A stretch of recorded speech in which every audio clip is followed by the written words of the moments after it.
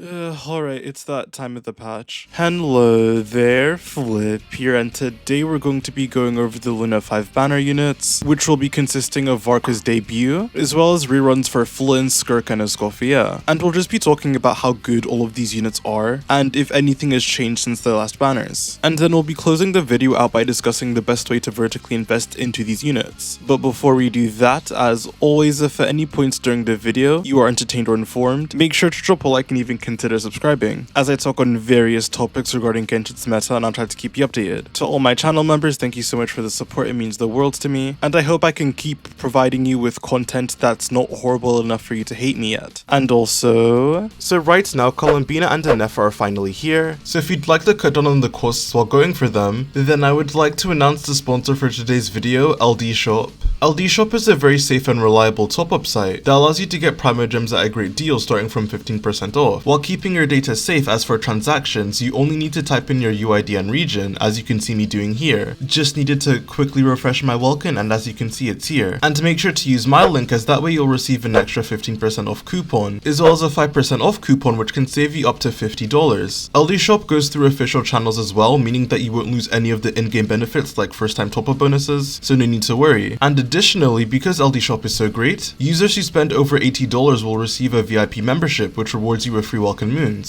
So head over to ldshop.gg using my link in the description below. What are you waiting for? Thanks to LD Shop for sponsoring this video, now back to it. Alright, so kicking things off we have Varka and... oh god. So he did get buffed in version 3, which is why I've been holding off on this video for so long, but his buffs weren't really enough for him to be amazing. And for those of you who don't know what Varka does, I've made a whole video on him, but basically he's a split Onimo DPS that can also infuse his second Claymore with a different element, and he also wants to be run in Hexarai teams, so you can unleash his special charge attacks. And these special charge attacks were buffed in version 3, which was the weakest part of his kit. It's just that these buffs weren't nearly enough to push Varka into top meta, and he's still around mid to early Natlan levels of power. Hell, all of the Nordcry DPSs without Columbina are still performing better than Varka, and this is Varka that's taking up Bennett and Durin, two of the best supports in the game, as well as Venti, which I'm not even sure a lot of people have. Outside of this, the other PHEC elements aren't developed enough to where you can get really good teams from Varka, but at the very least, Venti can be replaced with like a Sucrose, Farazan, I guess, or even Scroll TTD Sifa. Regardless, Varka is very restrictive and just takes up too many good supports to where it's very hard to recommend him, and then even putting damage aside, he's going to be very hard to play. I've been working with other theory crafters like TGS and Jackson, and all the Varka rotations we've been trying to cook up just haven't really amounted to anything, but with Varka, his 4th and 5th attack in his combos are very slow, so you only really want to do the first 3, which means that you just have to do a lot of dash cancelling. But then here's the kicker, Varka has the same interruption resistance as Sino, even with his special charge attack, so he's very prone to being staggered. His special charge attack can't be dash cancelled out of, it just won't deal damage, and his charge attacks also can't be buffered, so unlike other characters where you can just hold down the normal attack button and you'll do a normal attack and then a charge attack. I don't know if this is a bug, but for some reason Varka's N1 just won't deal damage or contribute to his passive, which just makes him even more awkward to play. And I went out of my way to create one of the sweatiest Varka combos, where Venti never uses his skill as it's a DPS loss, and Venti uses his skill once every other rotation, so Varka can do it's complicated. I'll save it for a future Varka video maybe, but essentially in the most optimized Varka rotation we have now, he's only doing this much damage.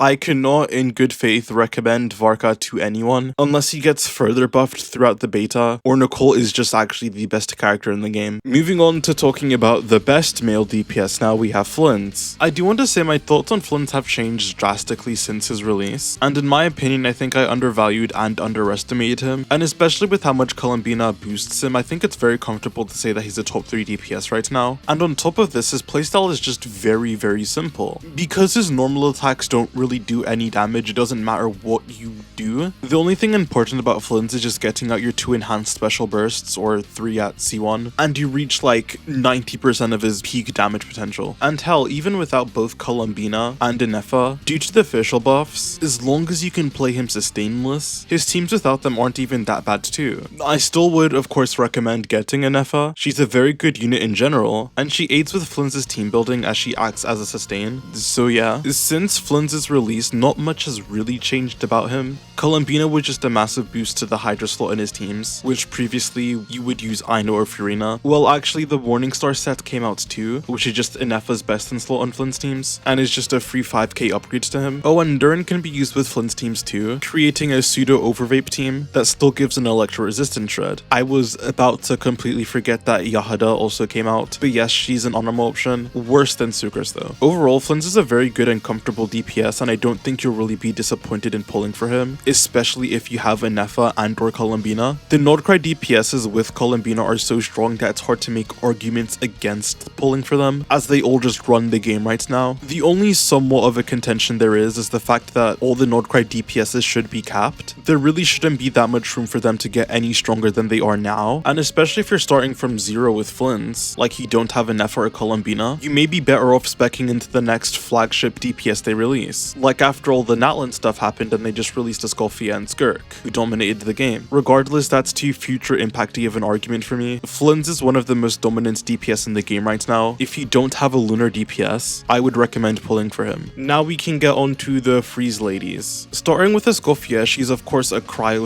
/ freeze support, where she reduces cryo and hydra resistances based on how many hydra and cryo characters you have in your party, with it massively scaling at 4, so you want a full freeze team with her ideally. Escoffier is also a healer from her burst and passive, and she's also able to put out decent damage of her own. Now regarding her, since her release till now, nothing much has actually really changed with Escoffier. She and the rest of the cryo DPS are still in the same position, to where if you want to maximize them, you want to be running freeze with Escoffier. It's Risley's best team, Ike's best team, Skirk's best team, you get the point. But I guess for the Hydra DPSs that were being run with Escoffier, like Nuvela for example, he now has shifted away from her into other teams like with Inefa or using Hyperbloom teams, which is actually something I said would happen. Not exactly like that, but I did say a team like Nuvela Freeze wasn't sustainable long term. And it was never oh my, what happened to me? It was never Nuvela's best team in my opinion. But even though Escoffier hasn't really gotten any more teammates, the discussion around her has actually gotten more interesting. For example, when using her with their freeze hypercarry like Skirk or Ayaka, and you aren't using Sitlali, running Escoffier on the scroll set is actually optimal, then building Golden Trope for her full personal damage. As since you're on a full freeze team, it means that everyone is going to benefit from the 12% scroll buff, and this does still buff Escoffier's damage somewhat than using her on no set. So that's a nice little optimization you can make to your Skirk or Ayaka teams. But not only that, a lot of theory crafters have gone back to look at pyro teams with Escoffier, or more specifically Melt, and even more specifically Melt with Malvika, to realize that Malvika does actually have a double cryo combo that when performed really well is technically the best way to play Malvika, just because Malvika's fourth slot is still really up in arms. I wouldn't really recommend it, but just something you should keep in mind. And of course Arlecchino can also run double cryo setups too, but again, not recommended, just something you can do. But yeah, I don't have much to say. If you want to make your cryo team stronger, you should pick her up. She's also an unconditional cryo turret from just casting her skill, and has pretty consistent cryo application at that. Most cryo characters don't really have cryo application as good as Escoffier that is this unconditional, so if you do want to just look into cryo reactions and play around with them, she is someone you can look into. But that's not really the meta advice I would give. If you want to be optimal, you are only picking her up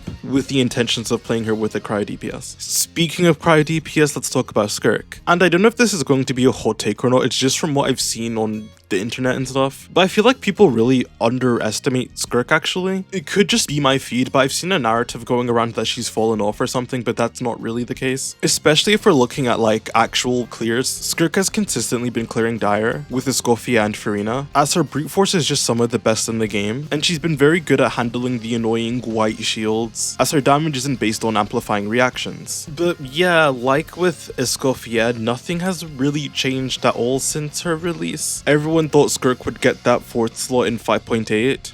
it turned out to be an Effa. And since then, the only really notable thing you can say is that Columbina came out. Columbina's skill MVs are surprisingly okay, and she can hold Thrilling Tales, which also buffs her damage via her HP %, in which it's just another fine Skirk team because the core is so strong, but you would still rather have Shenhe or Sitlali. So ultimately, yes, Skirk is still good. You need 3 teams in Stygian and she can be one of the characters you spec into. And Skirk has been consistently performing well in both Abyss and Stygian since her release, and has been strong enough to just brute force some enemy mechanics. Now usually I would rank who I think is the most valuable to least valuable character on the banner, but I don't really think that's necessary here. Skirk and Escoffier are basically a package deal. Flins' value depends on if you have a Nefa or not, and Varka just sucks. So you're basically just choosing between 2 complete DPS on which you value more. I think Flins is better currently, but we'll see how well that ages. Now, to close out the video, we're going to be talking about the optimal early vertical investment paths you can go through for each of the characters. Starting with Varka, here's an infographic comparing some stuff. Due to Varka's special charge attack getting buffed in V3, his C1 did become better, but holy fuck, his signature is broken, you should really consider getting it. It is one of the biggest single increases you can get from his signature weapon. It buffs his attack speed and just gives him a ton of damaging stats. Next, let's talk about the freeze package deal with Skirk and Escoffier. I didn't think Escoffier's personal damage was important enough to have its own section, and her constellations are more supportive if anything, so I just decided to lump it together with Skirk stuff and how much she buffs Skirk.